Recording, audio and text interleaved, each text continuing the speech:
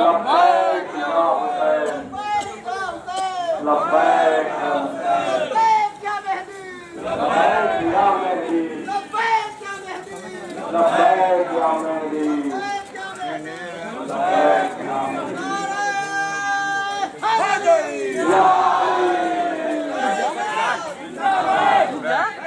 जिंदाबाद जिंदाबाद मुर्दाबाद मुर्दाबाद।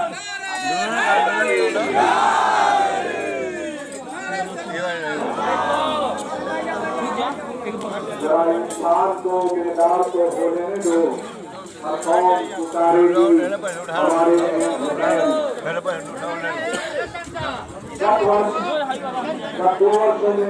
हम लोगों ने भाषण नहीं बनाया लेकिन 2 साल के बाद आज इस जोश खरोश के साथ हमारे गांव के निवासियों ने इमाम साहब के जुलूस में शामिल होकर ये बता दिया कि सिर्फ मुसलमानों के ही इमाम हुसैन नहीं थे, ये हिंदुओं के भी थे।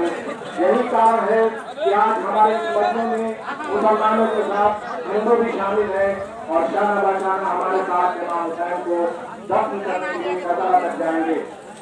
मैं थोड़ा संक्षिप्त में बता दूंगा और उसके बाद मेरे गांव के मनोज की शादियां करबला के बारे में बताएंगे। आज के दिन हम सुबह से शाम तक इमाम हुसैन का हम मनाते हैं। बहुत से एतराज होते हैं, आप मातम क्यों करते हैं, आप रोजे रख लीजिए, आप कुरान खाली करके इमाम हुसैन को बख्श दीजिए। मैं इन 2 बातों का जवाब देना चाहूंगा। कुरान उसको बख्शा जाता है जो मरने के बाद पढ़ नहीं सकता, मरने के बाद पढ़ नहीं सकता, लेकिन इमाम हुसैन ने लोगे नेजा पे कुरान पढ़ के ये बता दिया कि कुरान हमारी मिल्कियत है, हमें कोई जरूरत नहीं है, तुम्हारे कुरान की कोई जरूरत नहीं है।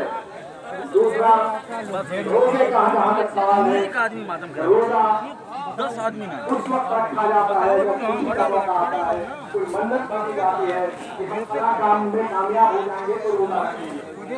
हमें हुसैन में तो रोजा रख ही नहीं सकते।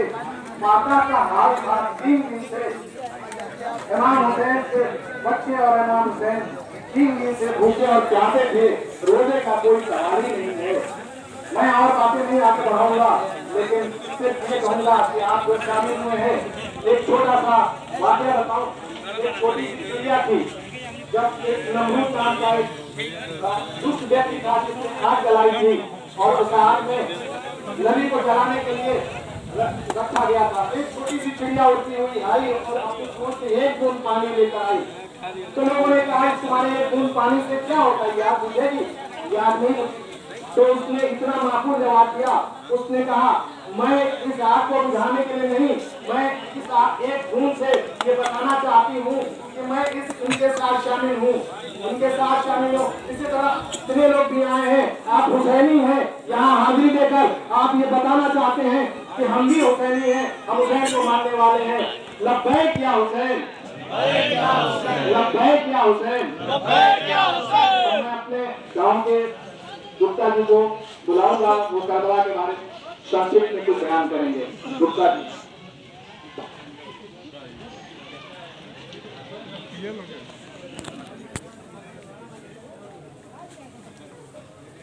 सबसे पहले मैं मनोज कुमार गुप्ता क्षेत्र पंचायत सदस्य इमाम हुसैन और करबला के शहीदों को नमन करता और करबला की सफर 4 पत्तियों से पेश करता हूँ।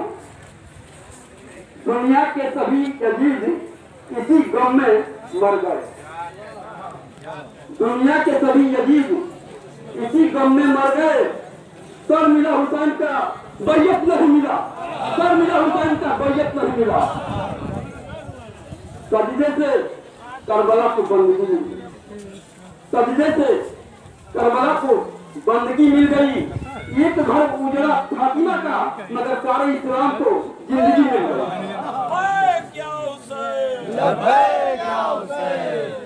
हर आंख का चमकता हुआ तारा हुसैन है, अरमान है रसूल का, वो प्यारा रसूल है। कहता तेरा मेरा उसको न बांटिए, हम है कभी हुसैन के, वो हमारा हुसैन है। देखिए इतिहास में बहुत सी लड़ाइयां लड़ी गई, सत्ता के लिए, वर्चस्व के लिए, राज्य की सीमा को लेकर। लेकिन करबला की जंग इमाम हुसैन ने सत्य के लिए और इस्लाम धर्म की रक्षा करने के लिए लड़ने का काम।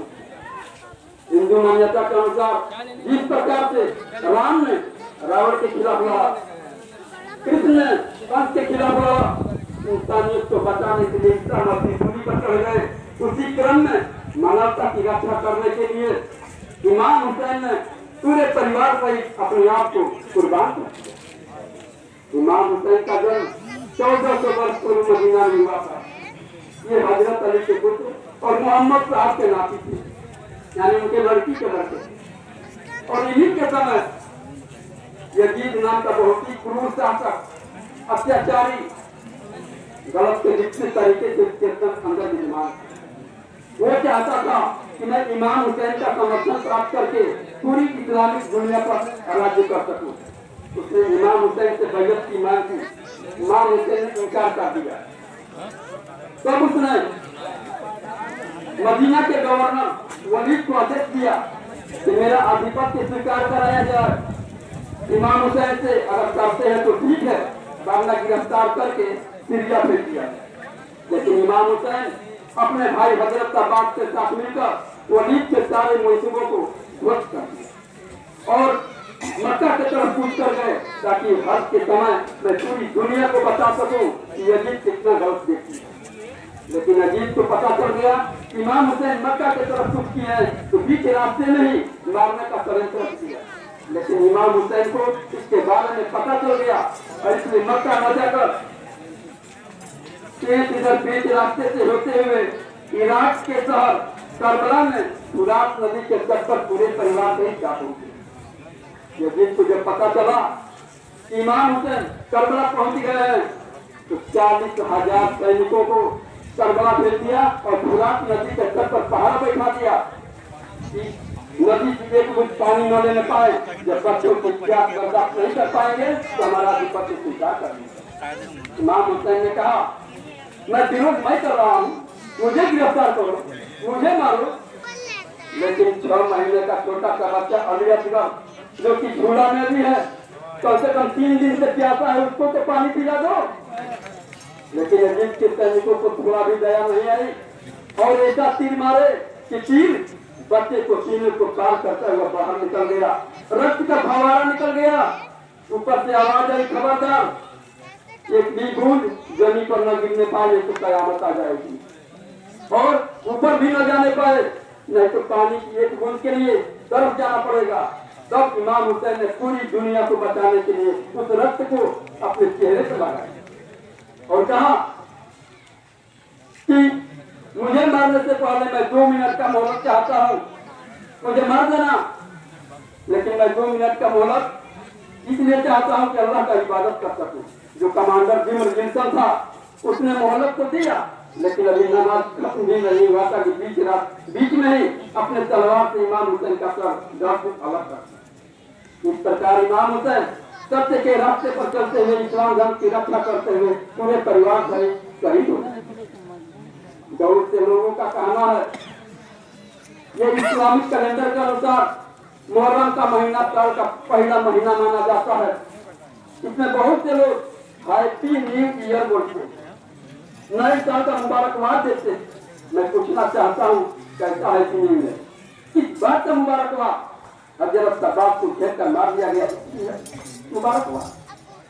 इमाम हुसैन के चौक के ऊपर घोड़े दौड़ाए गए, इसके लिए मुबारकबाद। अली असगर को तीरों से छलनी कर दिया गया, इसके लिए मुबारकबाद। अरे यह महीना तो सच मानो तो रोने से शुरू होता है, रोने से, और यह महीना ही नहीं, पूरी जिंदगी की शुरुआत भी रोने से होती है। जब बच्चा पैदा होता है तो सबसे पहले क्या करता है? रोता है, और जब वो रोता है तो उसके माँ बाप भाई बहन रिश्तेदार रिश्तेदार खुशियां मनाते हैं, और जब वो नहीं रोता है तो माँ बाप भाई बहन रिश्तेदार सुखी हो जाते हैं, कहते हैं कहीं शैतान तो पैदा नहीं हो गया, कोई पागल दीवाना तो पैदा नहीं हो गया।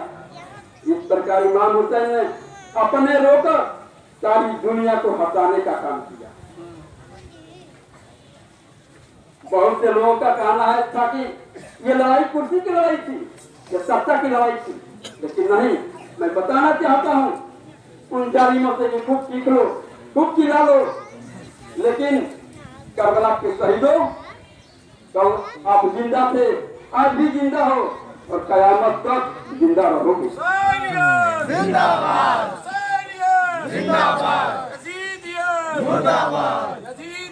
मुर्दाबाद। इसलिए कुरान कहता है मरते नहीं खुदा वाले, कुरान कहता है मरते नहीं खुदा वाले।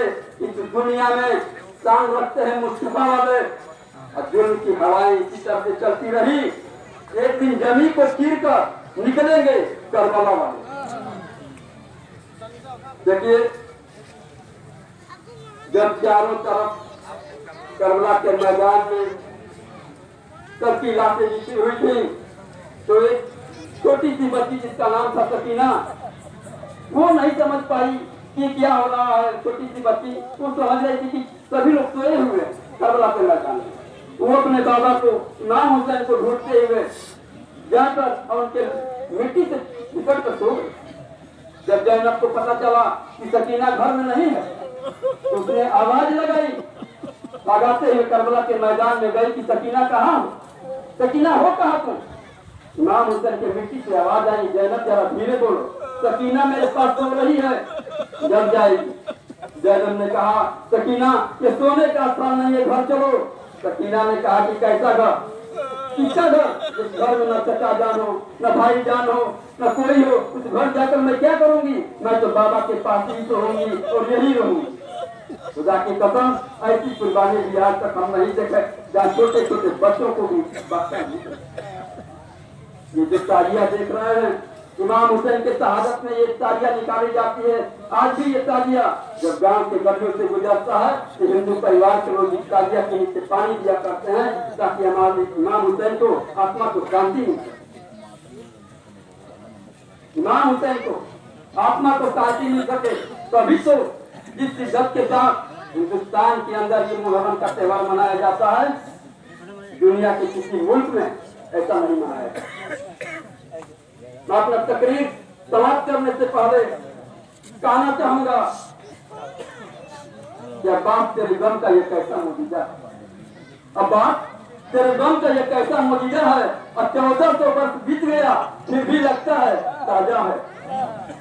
जो भी है मुसलमान वो दिलगीर रहेगा, जो भी है मुसलमान वो दिलगीर रहेगा, और ताहत ईवी मातम में सबीर रहेगा। मैं अपना तकरीर समाप्त करता हूँ और नए इतिहासकार के इमाम हुसैन को सलाम करता हूँ।